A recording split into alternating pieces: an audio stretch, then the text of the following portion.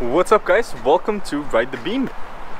Today I am not really doing anything. The weather the last few days have just been crazy. We've had 4 seasons every day for a week now, it seems. So today I thought I would just talk a little bit about the bike. I've gotten a lot of questions from you guys about what was done to the bike after the crash. So I thought I'd talk a little bit about that and a little bit about my new luggage. And I have a sticker to put on the bike that I got from Christian that you saw in the last episode. I'm not really sure exactly where to start, but there are a few things that I need to fix on the bike before I can get going. Most important is the tires. If you look at these tires, they are very worn. Both the front and the back. Back is really starting to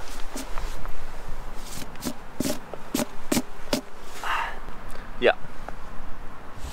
And I probably need some new sprockets and chains soon. It's not really urgent just yet, but not too long. And of course I'm going to need new handguards, because the ones that comes with the bike are just plastic.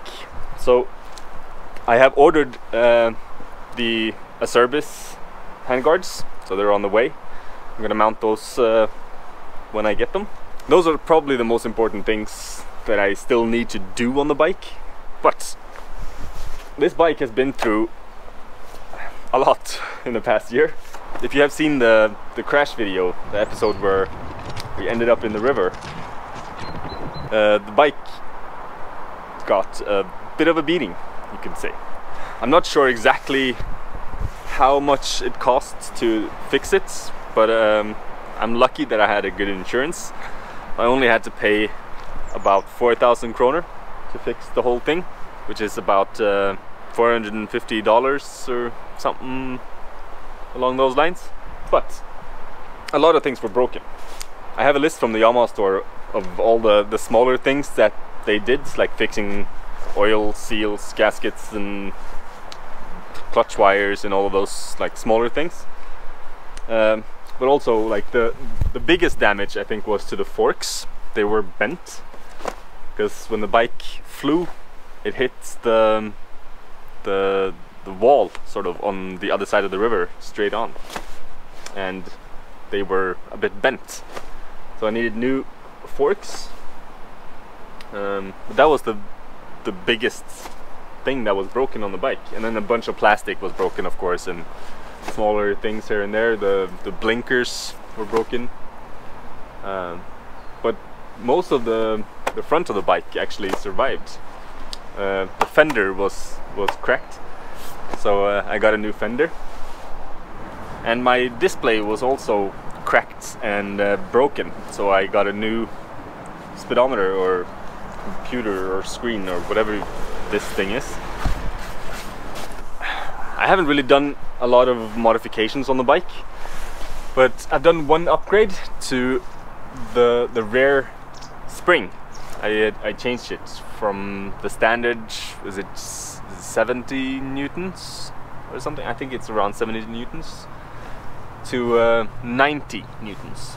So last year, before going towards the North Cape, we went out to a place called Van Rem, about half an hour from Trondheim-ish, a bit more, where there's a guy who runs a shop dedicated just to dampers and springs for motorcycles and snowmobiles. VK Damper Service it's called, and he helped us a lot with choosing the correct spring. So we outfitted the bike with several different ones, and we took a drive to test them out. So we loaded the bikes up with 40 kilos or something like that, and tried out different springs, 60, 70, 80, 90, that's different ones. And we took a drive with all the luggage on to feel what it felt like, and the 90 Newton was perfect for me with Pia's bike at the time. She needed an 85 Newton, but since I am a bit heavier, I got a little bit stiffer spring. So if you live in the Trondheim area and need help with your damper, I would definitely recommend going to VK Damper Service.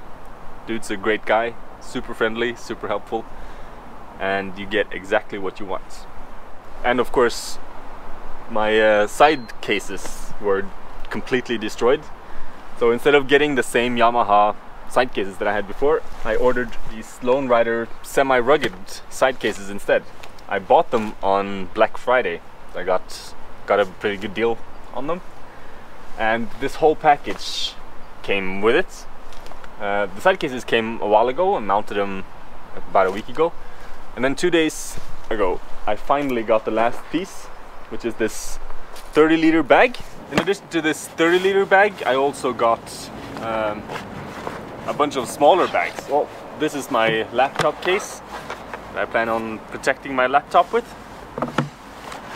That did not come with the bag, but I got several of these little attachment bags. The 2.5 liter one. This is a 6 liter one. Another 2.5 liter, and a 9 liter one. And I got 2 of these bottle holders,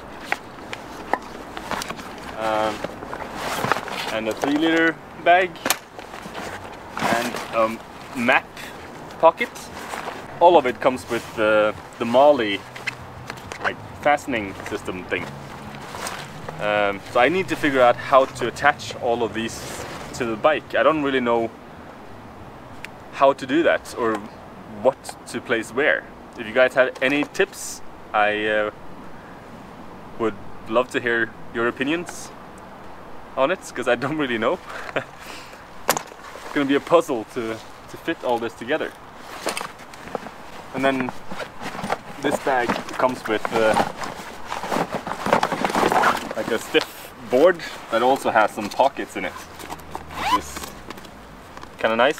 I guess you can put passports or something in there. This is what I plan on bringing with me, or where I plan to put my luggage. And then the biggest issue will be the tent. This is so damn big. I really want to use it, but I don't really know, because it is so big and so heavy. So that's going to be a challenge. It's going to be interesting to see where I can fit it, and if it's just way too big and I need to get another one. So I know all of these straps can be fastened to these things on the side cases, but I don't know what should go on top, on the sides, in front, in the back. I don't really know. How are you guys packing your bikes for long adventures?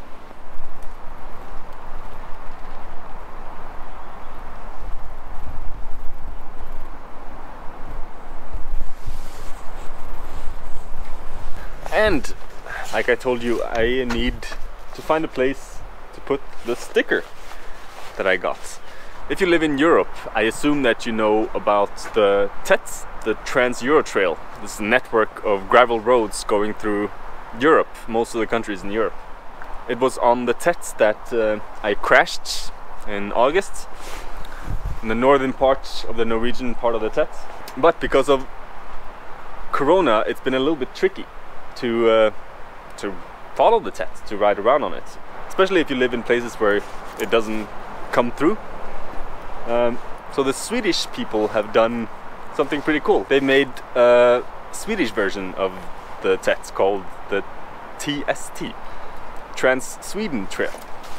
And of course, like the TETS, it's member-based and donation-based. So a friend of mine, Christian, that you met in the last episode, he bought a sticker from them, the Trans-Sweden Trail, to support them, and he got a couple extra. So I need to find a place on my bike to put it. But where? pretty cool, right? Where can I put it?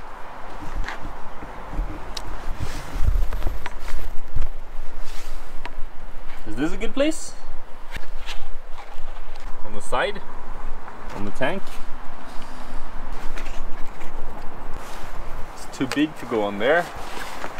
Could go here. Maybe I'll put it on the fender.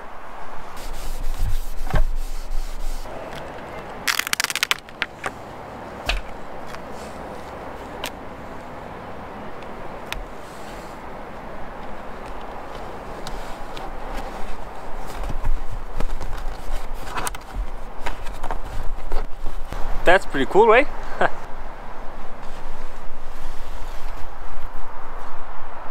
Well, now I just gotta get to Sweden so I can start riding the Trans-Sweden Trail. I have some people that I wanna visit when I get to Sweden. A lot of people have invited me to come riding with them, and I'm excited to do that. I'm excited to meet you. I especially need to go visit the guys from Nomad Sweden. They are making some really cool videos these days. Their last camping video was really fun. I'm excited to go meet them and go for a ride and maybe a camping trip. But yeah, this episode was not the most adventurous, but I hope you enjoyed it. Next week, if the weather allows for it, I'm thinking of going camping. We'll see what happens. But thank you for watching, and I will see you next week. Peace out. I almost forgot, but it started snowing, and I just have to move inside the garage again. It's a bit echo in there. But I have one more thing that I want to ask you. In the previous episode, a while ago, we asked you for name suggestions for our bikes. Since then, a lot has changed, but my bike still needs a name. So I will make a poll with my 4 favorite suggestions, and I would appreciate if you help me decide the name of my bike. The names that I have chosen as my 4 top contenders from your suggestions are Kaldi, which is the name of the coffee farmer who, according to legend, discovered coffee in Ethiopia when he noticed his goats were shaky after eating some red berries. And then the second one is Arabica, which is the coffee that I prefer. The name of the plant, Coffea arabica. And then we have Hugin and Munin, which are the names of Odin's ravens. Hugin and Munin means the thoughts and the memory. And I like the sentiments of those names. So, what are your favorites? I'll put up a poll, and I would appreciate if you want to help me decide the name of my bike.